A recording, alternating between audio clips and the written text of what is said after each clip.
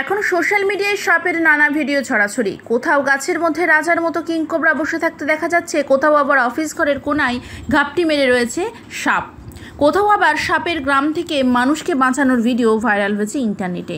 এই আবহেই অজগর সাপের একটি ভিডিও সোশ্যাল মিডিয়ায় ঘুরে বেড়াতে দেখা যাচ্ছে, যেখানে একটি ছাগলকে শিকার বানিয়েছে মস্ত বড় একটা অজগর সাপ।